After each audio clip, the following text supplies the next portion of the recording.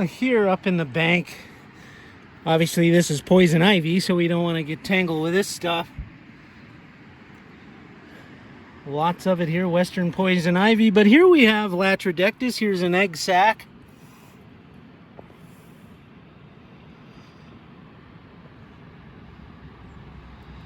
Getting a bit of sunshine. I do not see the hide anywhere in here, but there's so many places down at ground level here for her to be hiding. But just look at that lattice work. Hopefully the camera picks that up. All of this tangle web.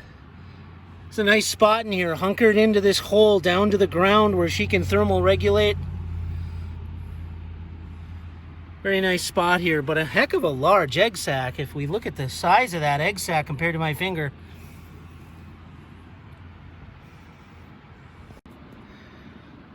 So this is Linyphiidae, very small one, and they have that sort of Latrodectus look about them. Mainly because of the side markings on the abdomen. Kind of gives you that sort of look. And then their webbing does have a Latrodectus kind of Theridiidae look to it. But on further inspection, you'll see that bowl or doily, which I don't know if this camera can pick that up.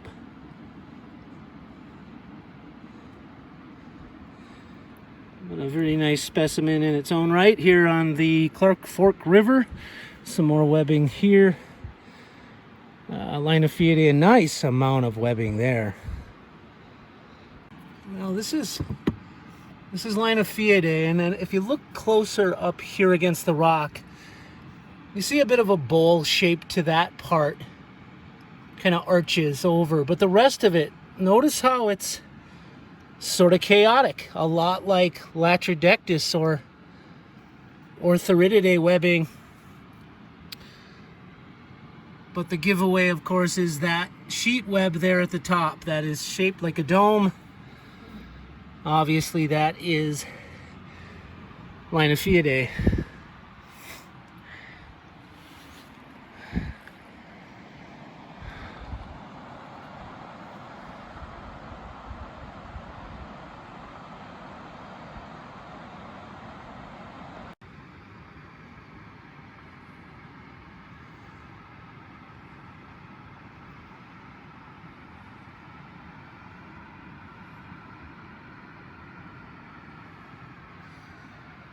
Obviously, an orb weaver here.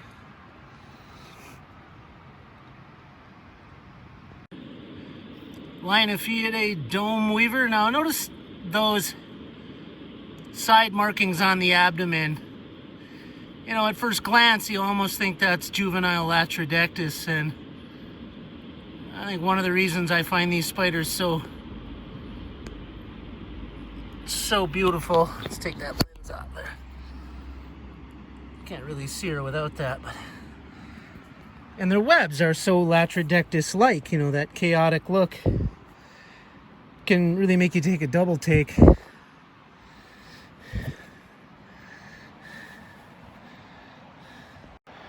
And so obviously there are Latrodectus in here.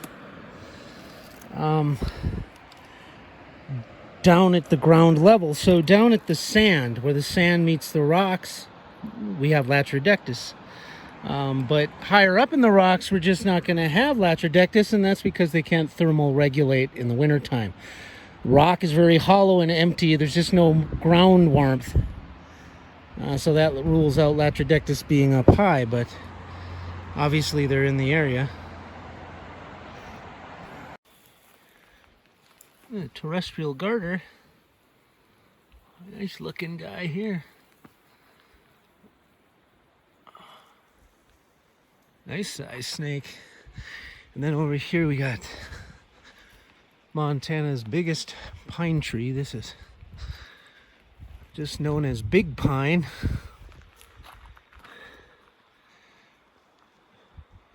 That is extremely large pine tree. This is a ponderosa pine. Every time I'm out here in west on the Clark Fork, I gotta stop and see the tree, but It's well over 200 feet.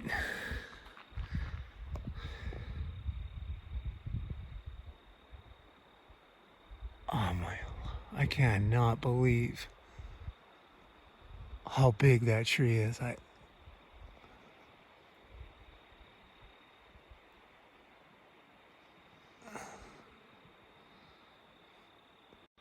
Now, you used to be able to walk over to it, but I think they fenced it off because its root system is getting eroded by the creek.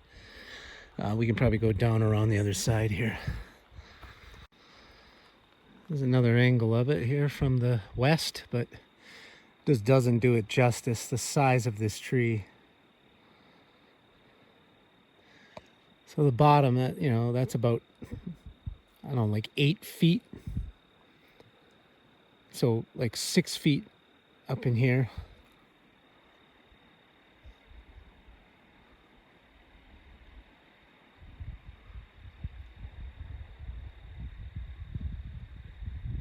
Just an amazing specimen.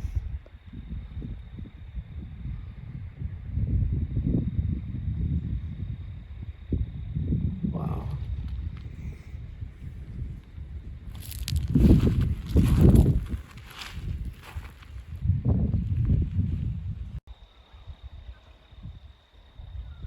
There's some scope. If you can see those people compared to the bottom of that tree, that might give you some scope as to how big this thing is.